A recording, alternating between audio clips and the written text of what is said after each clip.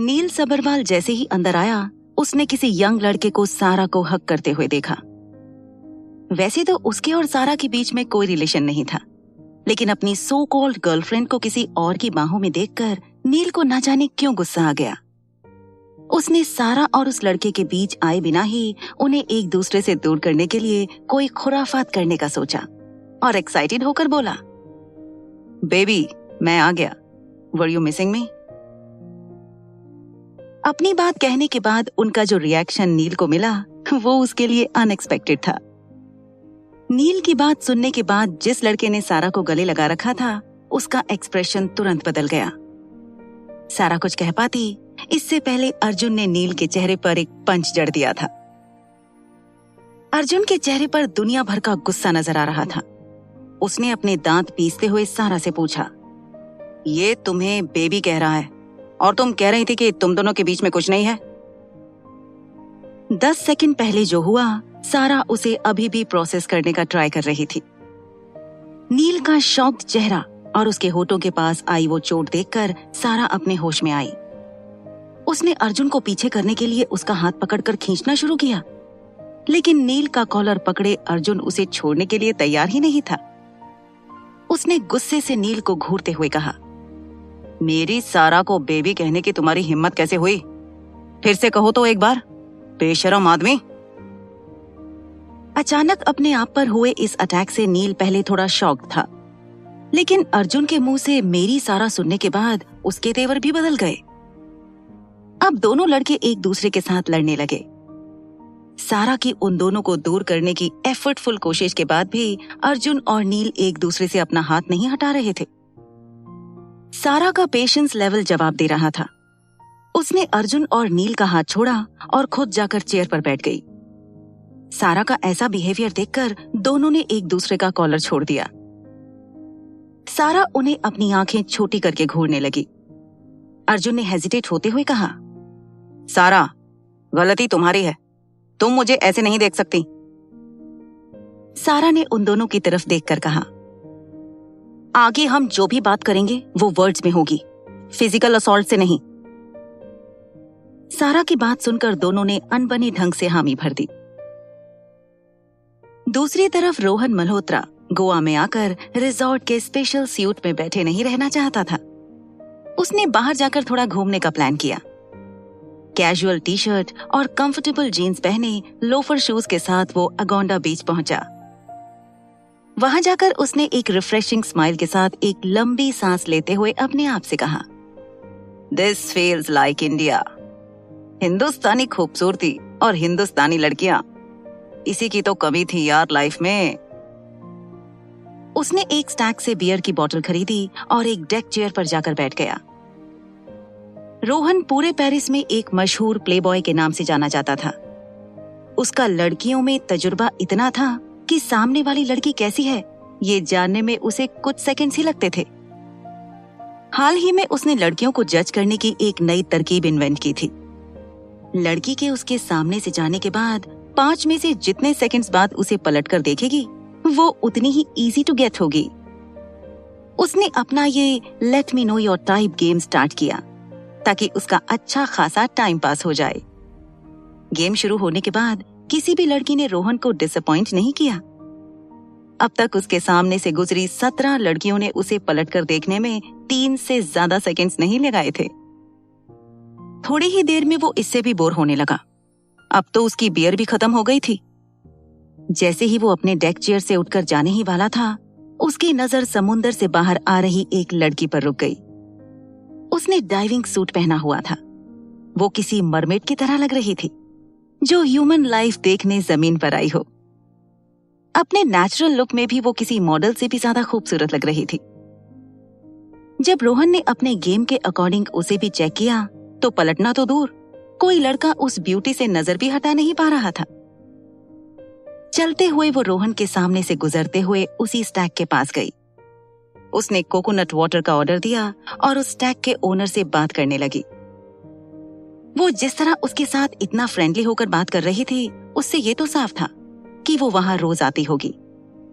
अपने coconut water का order मिलने के बाद उस लड़की ने उस स्ट्रॉ को धीरे से अपने होठों से छूते हुए नारियल पानी पीना शुरू किया।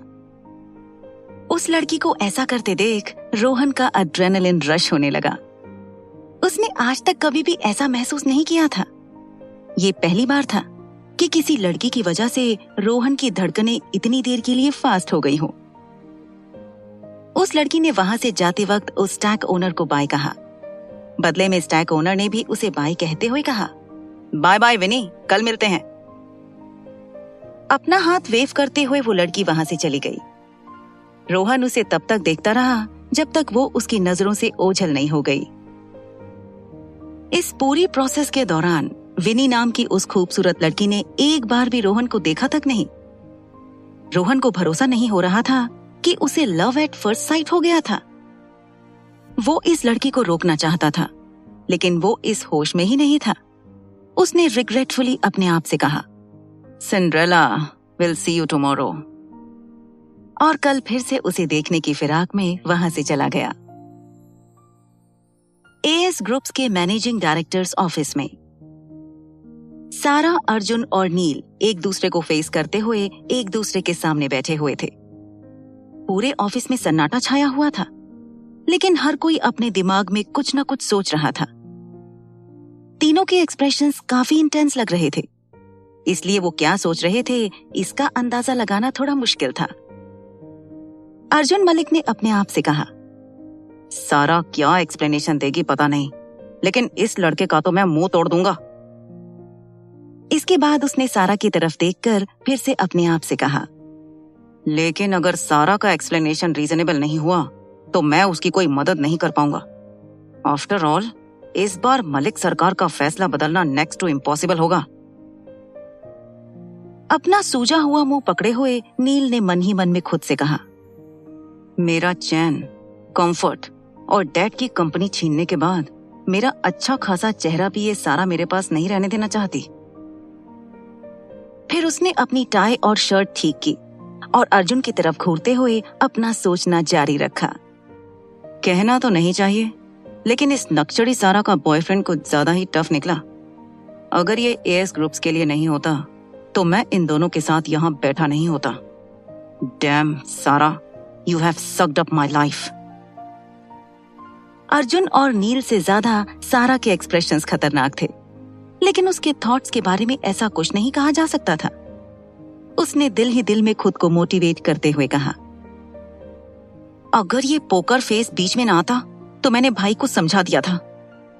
वैसे तो मैं ये सिचुएशन अपने आंसुओं की मदद से ओवरकम कर लेती, लेकिन नील सबरवाल के सामने कुछ भी हो जाए मैं नहीं रोने वाली। फिर सारा ने डिटरमिन्ड लगते हुए सोचा, इन दोनों को संभालना is not a big deal. Come on सारा, यू कैन डू इट। सारा ने अर्जुन और नील दोनों से बात शुरू करते हुए कॉन्फिडेंटली कहा, मिस्टर नील सबरवाल मेरे बॉयफ्रेंड नहीं है, वो बस मेरी हेल्प कर रहे हैं। अभी भी उन्हें लगा कि आप कोई जर्नलिस्ट हैं, इसलिए उन्होंने मेरे बॉयफ्रेंड होने का प्रिटेंड किया। सारा ने 2 सेंटेंसेस में अपनी बात खत्म कर दी। इस पॉइंट पर अर्जुन और नील सोचने लगे कि उन्हें क्या कहना चाहिए। फिर सारा ने अपनी बात को आगे बढ़ाते हुए कहा, now I hope you can apologize to each other. Sara की ये बात सुनकर दोनों नील और अर्जुन स्ट्रेंजली एक दूसरे की तरफ देखने लगे। बात किसे और कहां से शुरू करनी चाहिए ये दोनों को ही समझ में नहीं आ रहा था। उन दोनों ने कुछ देर एक दूसरे को घूरने के बाद सारा की तरफ देखा। सारा की नजरों में शार्प एक्सप्रेशंस थे। उन दोनों ने ज्यादा टाइम लिए बिना एक दूसरे से सॉरी कहा। बात इतनी इजीली सॉर्ट आउट हो जाएगी सारा ने एक्सपेक्ट नहीं किया था। फिर उसने नील की तरफ देखकर फॉर्मली कहा, मिस्टर नील सबरवाल, आप मेरा यहीं इंतजार कीजिए, आई विल बी बैक। नील ने जवाब में सिर्फ अपना सिर हिला दिया। वो ऑलरेडी इस बात से सरप्राइज था कि सारा ने उस लड़के अर्जुन से, जो शायद उसका बॉयफ्रेंड या फियांसे था, उससे बात करते वक्त नील की तरफदारी की थी। इसलिए उसने ज्यादा इम्पल्सिव हुए बिना उसकी बात मान ली। नील से बात करने के बाद सारा ने अर्जुन का हाथ पकड़ा और उसे ऑफिस से बाहर ले गई। अपने हमेशा के बिहेवियर से अलग अर्जुन चुपचाप सारा को फॉलो करते हुए बाहर चला गया। सारा ने बाहर आने के बाद इस बात की तसल्ली की कि कोई उसे सुन तो नहीं रहा। वहां उन दोनों के अलावा कोई और ना होने की एश्योरिटी के बाद सारा ने अर्जुन की तरफ देखकर लाचार लगते हुए कहा, भाई ऐसा क्यों किया आपने? मेरी इंसल्ट हो गई मेरे बॉस के बेटे के सामने। अब वो क्या सोचेगा मेरे बारे में? अपनी बात कहते हुए सारा की आंखें भर आई थी। सारा के ऐसे दुखी चेहरे को देखकर अर्जुन का भी मुंह उतर गया। उसने अपनी हरकत, जो अपरेंटली गलत थी, उस पर गुस्सा आने लगा। सारा ने अर्जुन के चेहरे पर आया बदलाव नोटिस किया और अपनी बात कंटिन्यू की। क्या आपको अपनी सारा पर इतना भी भरोसा नहीं है? मुझे इस बात का ज्यादा बुरा लग रहा है कि you don't trust me. Arjun कुछ कहने की कोशिश कर रहा था, लेकिन वो कुछ कह ही नहीं पाया। सारा ने उसे अपने बेचारे सारा वाले मोड में फंसा लिया था। एट लास्ट अपनी बात खत्म करते हुए उसने अपनी आंखें पोंछते हुए कहा, आप घर जाइए भाई, विनी घर पर ही होगी, मैं आपसे शाम को बात करती हूँ। और अर्जुन का जवाब जाने बिना ही अपने कैबिन की तरफ वापस चली गई। अपनी गलती ना होने के बावजूद भी अर्जुन बहुत गिल्टी फील कर रहा था। उसे ये कभी भी समझ में नहीं आया था कि उसकी कोई भी गलती ना होने पर भी सारा से बात करके वो हमेशा अपनी हरकतों पर रिग्रेट करता था। उसने अपने आप को कोसा और फिर डिसाइड किया कि कुछ देर विनी के साथ बात करके वो सारा से अच्छी तरह माफी मांगने का प्लान करेगा। अपनी ना की हुई गलती को सुधारने के डिटर्मिनेशन के साथ वो जल्दबाजी में ऑर्किड एनक्लेव के लिए निकल गया। ऑर्किड एनक्लेव के 15th फ्लोर पर विनी जैसे ही अपने घर के दरवाजे पर पहुंची, उसे सारा की तरफ से एक मैसेज आया। मैसेज में लिखा था, एज यूजुअल भाई को जो गलती उन्होंने की ही नहीं उसका जिम्मेदार बनाकर भेज रही हूँ, आगे संभाल लेना। सारा का ऐसा मैसेज पढ़कर विनी ने एक स्मर्क के साथ उसे रिप्लाई करते हुए लिखा, ओके कैप्टन, इस बार किसकी वजह से आपको ये वेपन यूज करना पड़ा? विनी सारा के हर फ्लेवर को अच्छे से जानती थी। सारा का कोई पर्सनालिटी टाइप नहीं था। उसका बिहेवियर सिचुएशन और सामने वाले इंसान पर डिपेंड करता था। इससे उल्टा अर्जुन, जो कभी भी किसी पर आसानी से भरोसा नहीं करता था, सारा की आंसुओं भरी आंखें देखकर ये भी मानने के लिए तैयार हो जाता था कि सूरज पश्चिम से भी उग सकता है। विनी उन दोनों के बॉन्ड को इतना पसंद करती थी जितना सारा शाहरुख खान को पसंद करती थी। विनी ये सब सोचते हुए अंदर गई और उसे सारा का एक और मैसेज आया। सारा ने उस मैसेज में 2 एंग्री इमोजीज के साथ एक ही नाम लिखा था, नील सबरवाल। सारा का ऐसा रिप्लाई पढ़कर विनी की हंसी छूट गई। उसने हंसते हुए कहा, इन दोनों के साथ क्या होगा ये देखते हुए अगर मैं हंसते हुए जिंदा रही तो भी बहुत है। एएस ग्रुप्स के मैनेजिंग डायरेक्टर्स ऑफिस में सारा ने विनी को मैसेज करने के बाद ऑफिस का दरवाजा खोला। अंदर नील अपने चेहरे पर लगी चोट को छूकर उसके सीरियस होने या ना होने का अंदाजा ले रहा था। अपनी वजह से उसकी ऐसी हालत देखकर सारा खुद को ब्लेम करने लगी। उसके मन में नील के लिए नरमी छा गई। उसे उसके लिए काफी बुरा भी लग रहा था। बट अचानक से किसी रोमांटिक म्यूजिक में रिकॉर्ड के खराब होने की वजह से जैसे रुकावट होती है, वैसे किसी ख्याल ने सारा के मूड को बिगाड़ दिया। उसने कैबिन के दरवाजे को बंद किया और लैच लगाकर रूम को अंदर से लॉक कर दिया। नील ने ये सब होते हुए नोटिस कर लिया था। उसने चीयरफुल अंदाज में सारा से कहा, आई नो, जो हुआ उसके लिए तुम अपने आप को जिम्मेदार ठहरा रही हो, बट इट्स ओके अगर तुम मेरी गर्लफ्रेंड होने का ऑफिशियली अनाउंस कर दो। सारा चलते हुए नील के करीब आ रही थी। नील की बातों ने सारा के खराब मूड में पेट्रोल डालने का काम किया। उसके चेहरे पर अजीब सी मुस्कान तैर गई। वो अब नील के बहुत ज्यादा करीब थी। उसने नील के शू पर अपनी हील से मारते हुए उसे धक्का दिया। नील को इस बात का कोई आइडिया ना होने की वजह से वो जाकर टेबल से टकरा गया। सारा उसके ठीक सामने खड़ी हो गई ताकि वो वहां से हिल ना पाए। उसने अपने दोनों हाथों से टेबल को पकड़ लिया। अब वो दोनों एक दूसरे से चिपक कर खड़े थे और एक दूसरे की आंखों में भी देख रहे थे। वैसे तो ये किसी रोमांटिक मूवी का सीन लगना चाहिए था, लेकिन फर्क इतना था कि एक की आंखों में गुस्सा था तो दूसरे की आंखों में डर। हालांकि अगर देखा जाए तो नील की ताकत सारा से कई गुना ज्यादा थी, लेकिन इस सिचुएशन में वो सांस लेने के अलावा और कुछ करने की हालत में नहीं था। सारा की आंखों में इतना गुस्सा था जितना नील ने कभी एक्सपेक्ट भी नहीं किया होगा। सारा ने उससे सवाल करते हुए कहा, mister Sabharwal, do you want me to be your girlfriend that bad? लेकिन उसके लिए आप मुझे 3 कन्विंसिंग रीजंस दीजिए। आई प्रॉमिस, मैं आपको कभी मना नहीं करूंगी। सारा की कही लॉजिकल बात सुनकर नील ने अपनी उस ऑकवर्ड पोजीशन में भी बहुत स्मार्टनेस से सारा से कहा, तो तुम भी मुझे रिजेक्ट करने के लिए 3 रीजंस क्यों नहीं देती? नील का ये सवाल सुनकर सारा ने बिना एक भी सेकंड का वक्त गवाए उसे जवाब दिया। नंबर 1, हम एक दूसरे को अच्छे से जानते नहीं हैं। आई एम श्योर एक दूसरे के नाम को छोड़कर हम एक दूसरे के बारे में कुछ भी नहीं जानते।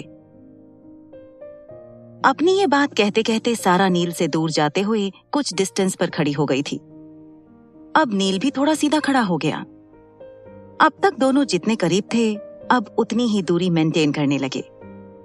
एटमॉस्फेयर इतना स्ट्रेसफुल हो गया था कि नील और सारा एक दूसरे से नजरें तक नहीं मिला रहे थे। कुछ देर के लिए पूरे ऑफिस में खामोशी फैल गई। जैसे ही नील को अंदाजा हुआ कि सारा सीरियस हो गई थी, उसने सारा से सवाल किया, गो ऑन, और 2 रीजंस बताओ।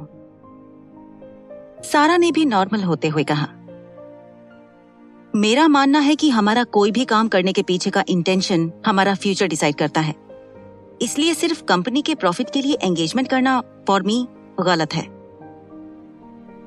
सारा का ये ओपिनियन जानकर नील उसके लिए रिस्पेक्ट फील करने लगा। नील को इस बात का एहसास हुआ कि उसका सारा को अपने फियांसे बनाने का जो भी पर्पस था, वो जो भी कर रहा था वो गलत था। उसने फिर सोचा कि उसे अपना ये डिसीजन रिकंसिडर करना चाहिए। सारा ने अपनी बात कंटिन्यू करते हुए आगे कहा, और तीसरी बात। अचानक बात करते करते वो चुप हो गई, लेकिन फिर अगले ही पल कुछ सोचते हुए बोली, wait, I don't need to explain you anything. और तुम क्या कर रहे थे? बेबी, मुझे मिस किया क्या? नील सबरवाल, तुम अपने आप को समझते क्या हो? सारा को चिढ़ते हुए और वापस से सारा मोड में जाते हुए देखकर नील ने भी अनॉयड होते हुए कुछ कहने की कोशिश की, लेकिन सारा उसे कुछ कहने ही नहीं दे रही थी। नील, आज के बाद तुमने अगर किसी से ये कहने का सोचा भी कि मैं तुम्हारी गर्लफ्रेंड हूँ, तो मैं बता रही हूँ, तुम्हारा डेटिंग पर से विश्वास उठ जाएगा। ऊपर से साहबजादे कह रहे थे कि 3 रीजंस बताओ, मैं क्यों बताऊं भला? सारा के इस एग्रेसिव कंप्लेंट के बीच में ही इंटरप्ट करते हुए नील ने कहा, मिस सारा मलिक। नील के मुंह से अपना नाम सुनकर सारा ने गुस्से में उससे पूछा, व्हाट? नील ने असर्टिवली लेकिन कामली सारा से कहा, सांस लो, ब्रीथ। सारा ने ज्यादा सोचे बिना एक लंबी सांस ली। कुछ पीसफुल फील करने के बाद उसने कुछ सोचा। जैसे ही उसे एहसास हुआ कि नील ने उससे लिटरली सांस लेने को कहा था, उसका सारा पीस गायब हो गया। अब सारा की इरिटेशन सेकंड बाय सेकंड बढ़ती ही जा रही थी।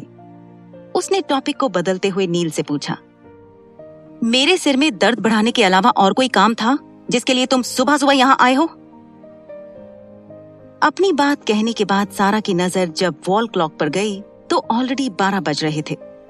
उसने गुस्से में अपनी आंखें रोल करते हुए अपने आप से कहा, पूरा दिन इन लड़कों की वजह से वेस्ट हो गया, कुछ प्रोडक्टिव हुआ ही नहीं। Dam my luck. सारा के सवाल का जवाब देते हुए नील ने उससे कहा, वो मुझे तुम्हारे सेक्रेटरी की जॉब मिल गई है। मैं तुम्हें यही बताने आया था कि कल से I will be your secretary. ये सुनकर सारा को कुछ याद आया।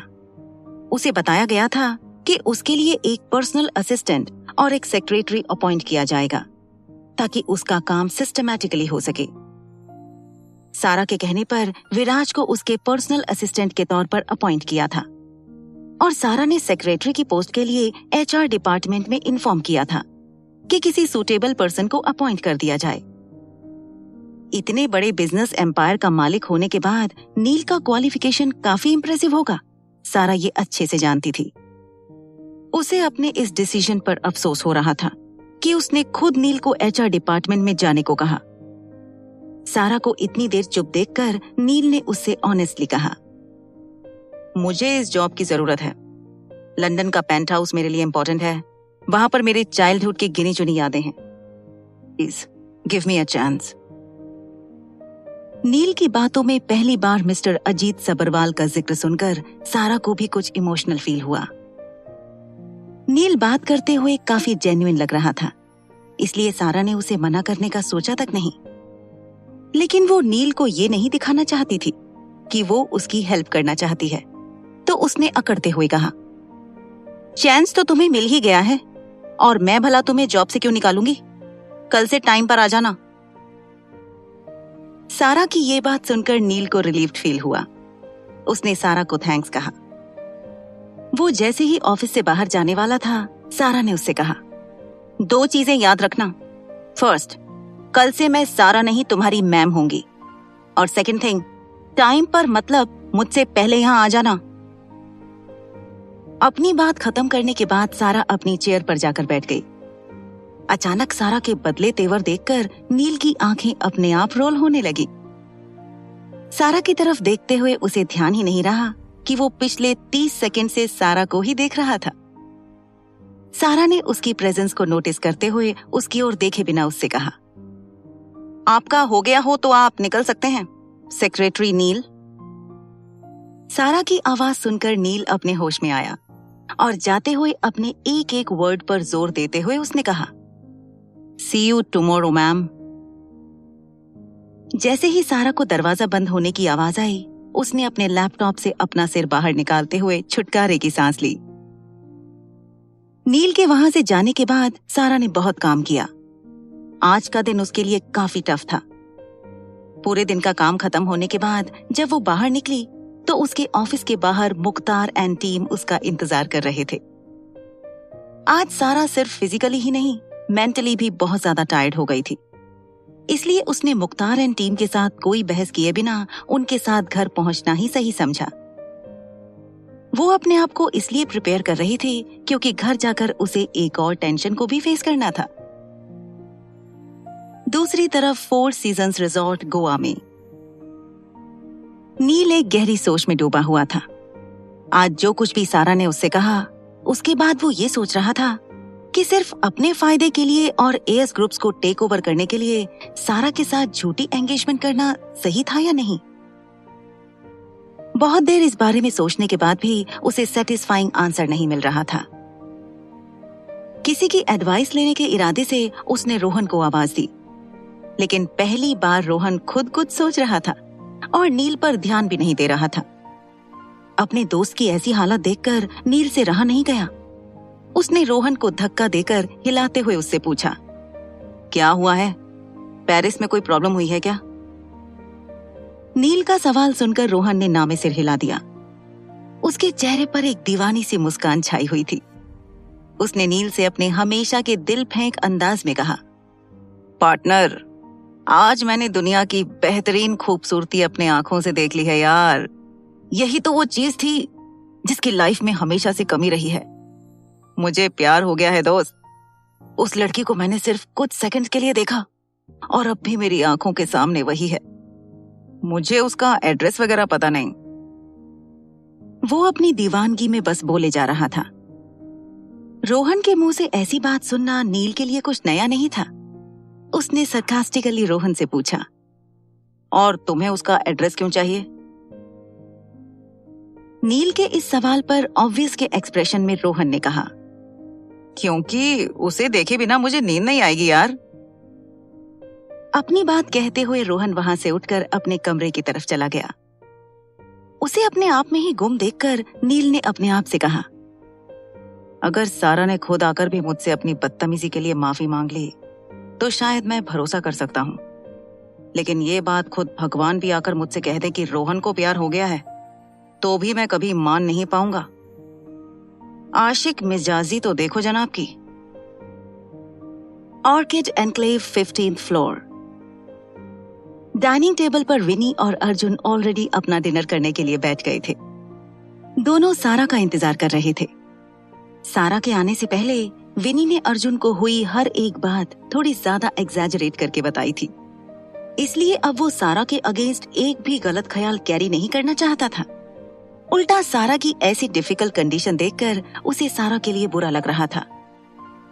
अजीत सबरवाल सारा के मरहूम बॉस के मलिक फैमिली के साथ बहुत अच्छे रिलेशंस थे। अर्जुन ये भी जानता था कि अपने बॉस सबरवाल सर सारा के लिए उसके पिता की तरह थे।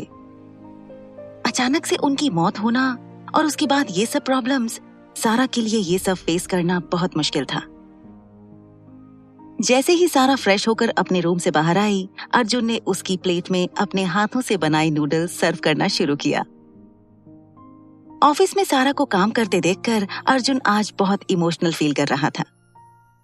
बचपन में वो जिस सारा को चोटियां बनाने में मदद करता था, आज उसे इतना इंडिपेंडेंट देखकर उसे उस पर फक्र महसूस हो रहा था। अर्जुन को अपनी तरफ इस तरह स्टेयर करते देख सारा ने अपनी आंखें मटकाते हुए उससे पूछा, भाई सुबह सुबह आप मुझे ऐसे क्यों देख रहे हो?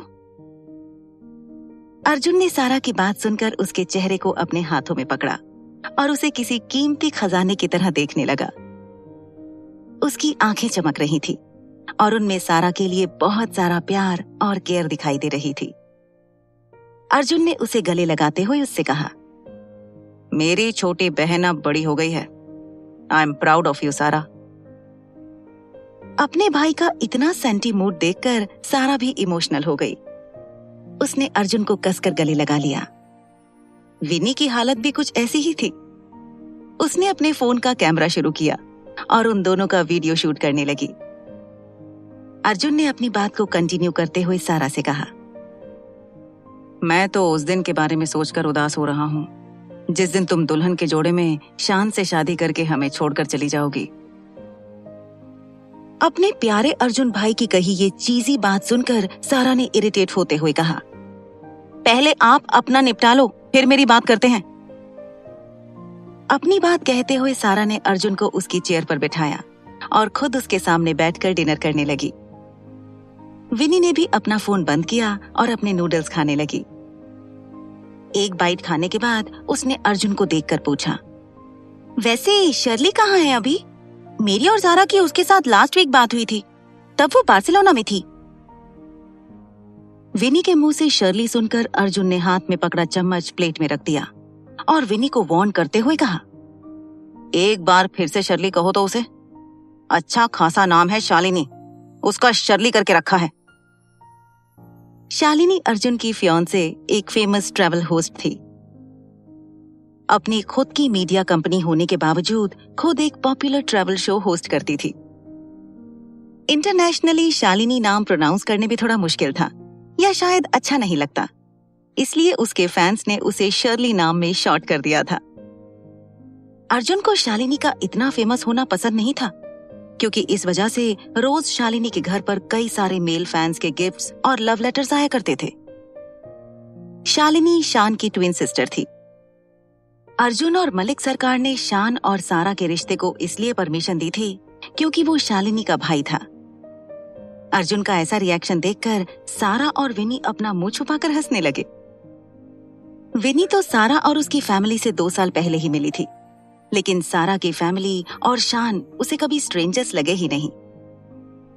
सारा की फैमिली कभी भी परफेक्ट नहीं थी, बट उन सबके बीच का प्यार और बॉन्ड उन्हें इम्परफेक्टली परफेक्ट बनाता था। सारा ने फिर अपने अर्जुन भाई को समझाते हुए कहा, आपको उनके प्रोफेशन को अंडरस्टैंड करना चाहिए, और वैसे भी शान है ना उनके साथ। ये सुनकर अर्जुन का फेस थोड़ा नॉर्मल हो गया। विनी ने उसे और तंग करने के लिए कहा, अगर मैं उसे शर्ली भाभी कहूं तो चलेगा क्या? नो, कूल शर्ली के सामने टिपिकल आंटी जी वाला भाभी वर्ड सूट नहीं करेगा, है ना? जैसे ही अर्जुन ने विनी के कहे ये शब्द सुने, वो उसे पकड़ने के लिए उसके पीछे भागने लगा। दोनों एक दूसरे को स्टफ टॉयज फेंक कर मार रहे थे। उनकी मस्ती देखकर सारा ने भी उन्हें ज्वाइन कर लिया। 4 सीजन्स रिजॉर्ट गोवा के वीआईपी सूट में नील अपने हमेशा के लुक से आज थोड़ा अलग लग रहा था। उसे देखकर रोहन उसे कई सारे डिफरेंट एंगल से ऑब्जर्व करने लगा। उसे समझ नहीं आ रहा था कि हमेशा इटली में टक्सीडो पहनने वाला नील आज सिर्फ फॉर्मल ट्राउजर के साथ शर्ट और टाई क्यों पहने हैं? रोहन ने क्यूरियस होते हुए उससे पूछा, पार्टनर, तुम ऐसे तैयार होकर सुबह सुबह कहाँ जा रहे हो? रोहन का सवाल सुनकर नील ने आराम से जवाब दिया, एएस ग्रुप्स। नील एएस ग्रुप्स के बारे में कुछ पढ़ रहा था, इसलिए वो रोहन की तरफ ज्यादा ध्यान नहीं दे रहा था। रोहन ने अपने सवाल पूछना कंटिन्यू करते हुए कहा, तुम्हें मेरी दोस्त ने जॉब दे दी क्या? पोस्ट क्या है तुम्हारी?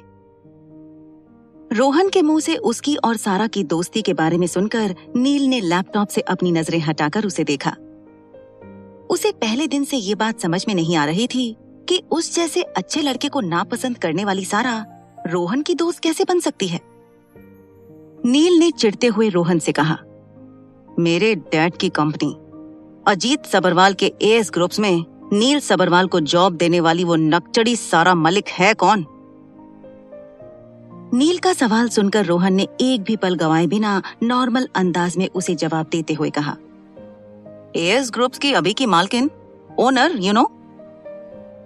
रोहन का स्ट्रेट फॉरवर्ड लेकिन सही जवाब सुनकर नील ने उससे पूछा, तुम दोनों एक दूसरे के इतने अच्छे दोस्त हो कि अब तुम उसकी तरफदारी कर रहे हो, वो भी मेरे सामने? नील का ये एनवियस सवाल सुनकर रोहन ने शरारत से जवाब देते हुए कहा, तुम तो जानते ही हो कि मैं अपना हर कदम फ्यूचर के बारे में सोचकर ही आगे बढ़ाता हूँ।